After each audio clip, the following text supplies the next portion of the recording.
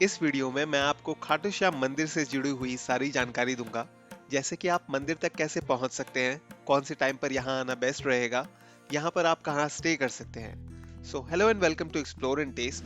हमने अपनी जर्नी की शुरुआत गाजियाबाद वेव सिटी से की थी। वाया रोड हम गए थे दिल्ली गुड़गांव होते हुए, और हमें यहाँ पहुंचने में लगभग 5 घंटे लगे।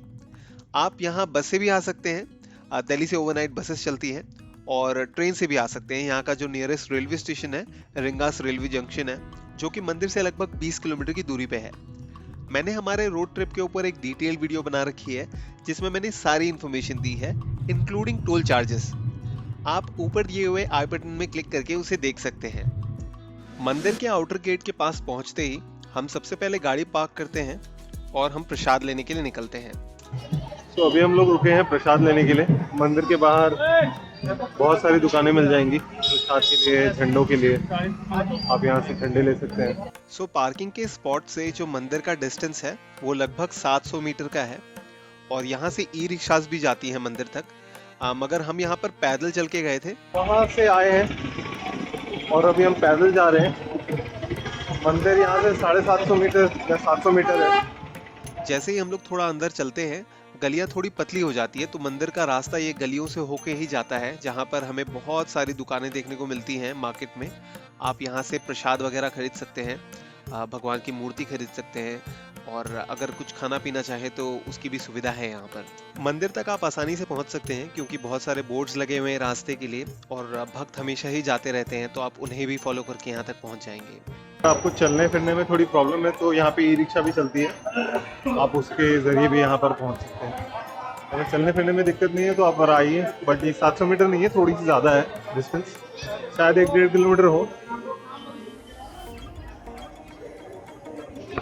हम लोग मंदिर के पास लगभग 1 बजे तक पहुंच गए थे, और तभी अनाउंसमेंट होता है कि मंदिर 5 बजे तक बंद रहेगा साफ सफाई की वजह से। एक दिन पहले ही होली थी, तो इन्होंने 5 बजे तक मंदिर को बंद कर दिया था। और वैसे ये हर 15-20 दिनों में मंदिर को बंद रखते हैं, बाबा जी के रेस्ट के लिए दोपहर के टाइम पे। गेट बंद होने के कारण यहाँ पर भीड़ बहुत ज्यादा इकट्ठा होना शुरू हो जाती है, और गेट के ठीक सामने ही वत्स भोजनालय है। तो इसके बाद हम खाना खाने वत्स भोजनालय पहुंचते हैं। तो मंदिर बंद है, अभी 5 बजे खुलेगी। मैं थोड़ी भूख लग रही थी और वेट करने के लिए भी जगह चाहिए, तो मंदिर के ठीक सामने ही वत्स भोजनालय है। यहाँ पर आप कहें तो स्टे भी कर सकते हैं। रूम का जो टैरिफ है वो 1200 रुपये है, और यहाँ खाना भी मिलता है। खाना अनलिमिटेड है, वेज 2 तरीके की सब्जियाँ हैं, कड़ी है, चावल है, रोटी है। तो अभी हम लोग कुछ टाइम यही रहेंगे, खाना खाएंगे, फिर नीचे जाएंगे। भीड़ होने के कारण कभी कभी गेट जल्दी भी खुल जाता है, तो मैं इस बिल्डिंग के ऊपर से देखता हूँ कि गेट खुला है या नहीं, और मुझे बहुत ज्यादा भीड़ दिखती है। ये है मेन गेट, ये बंद है और ये देखो भीड़। ज्यादा भीड़ जमा हो जाने के कारण इन्होंने जल्दी गेट खोल दिया।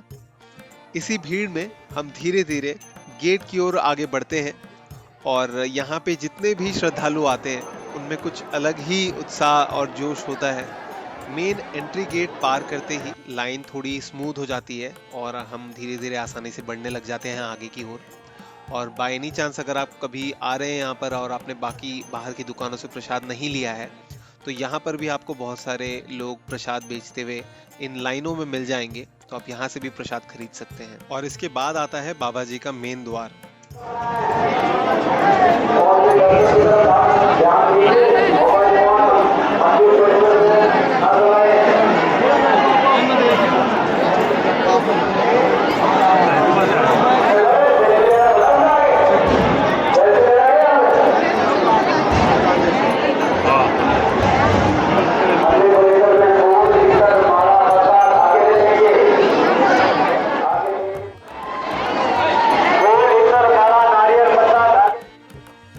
इसी लाइन में खड़े होके बाबा जी के दर्शन करने को मिलते हैं, और फिर हम यहाँ से बाहर की ओर निकल जाते हैं। तो एंट्री और एग्जिट के गेट बिल्कुल अलग हैं, तो आप चप्पल किसी सेफ जगह ही उतारें। हम लोग लगभग 1 बजे मंदिर के पास पहुंचे थे, और उसी समय इन्होंने गेट बंद कर दिया था और बोला था कि 5 बजे खोलेंगे। बट भीड़ बहुत ज़्यादा हो गई थी, तो इन्होंने 3 बजे गेट खोल दिया था। और बहुत ज़्यादा क्राउड था। हद से ज़्यादा भीड़ होने के कारण इन्होंने गेट खोला और उसके बाद बहुत ज़्यादा रश थी, हम बहुत अच्छे से दर्शन भी नहीं कर पाए। इन्होंने रुकने का तो समय दिया नहीं वहाँ पे क्योंकि रश बहुत ज़्यादा थी। आप बस जैसे ही दरबार पे पहुँचते हैं, मंदिर के पास पहुँचते हैं, आपको सेकंड्स ही मिलते हैं और फिर आपको निकलना होता है। तो आप जब भी मंदिर आ रहे हैं तो अच्छा टाइम होगा विज़िट करने का, या तो आप अर्ली मॉर्निंग यहाँ पहुँच जाओ और या फिर आप यहाँ पे आफ्टरनून के बाद ही पहुँचो, लाइक 4-5 बजे पहुँचो तो बेटर होगा।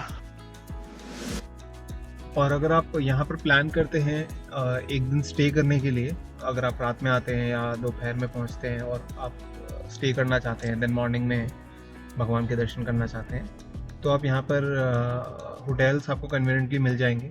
आप यहाँ पर होटल्स ले सकते हैं, 1000, 1200, 1500 ऐसे में अच्छे रूम्स मिल जाते हैं। और बहुत सारे धर्मशाला भी हैं यहाँ पे, तो आप अगर आप धर्मशाला प्रेफर करेंगे तो आप वहाँ भी स्टे कर सकते हैं। और नॉर्मली अगर आप सुबह पहुँचे हैं, रात को आप ट्रेन से या फिर बस से आए थे, अगर आप फ्रेश होना चाहते हैं तो यहाँ पर नहाने फ्रेश होने की भी सुविधा है अलग से, वो आप पे करके यूज़ कर सकते हैं। तो अभी हम अपने घर की ओर निकल रहे हैं और हमारे यहाँ से ट्रैवलिंग टाइम 6 घंटे कुछ मिनट का दिखा रहा है। 4:30 बजे हम यहाँ से निकल रहे हैं 4:30 बजे। तो यहाँ पर हमारी जर्नी ख़त्म होती है। हम जैसे कि शाम को निकले थे तो हमें बहुत ज़्यादा ट्रैफिक देखने को मिली। हाईवे तक पहुँचने में हमें 3-4 गाँव को क्रॉस करना पड़ा और ट्रक्स वगैरह के कारण बहुत ज़्यादा भीड़ थी, तो हमें 3 घंटे से ऊपर का समय लग गया हाईवे तक पहुँचने में। और हाईवे में भी कोई स्ट्रीट लाइट थी नहीं, तो बेटर होगा जब भी आप ड्राइव कर रहे हैं दिन के टाइम में ही प्लान कीजिए ड्राइविंग करना, एंड बेटर होगा अगर आप अपने ड्राइविंग को दिन के टाइम पे प्लान करेंगे तो अगर आपको हमारी वीडियो इन्फॉर्मेटिव एंड अच्छी लगी तो प्लीज़ वीडियो को लाइक कीजिए and do subscribe the channel. Thank you for watching.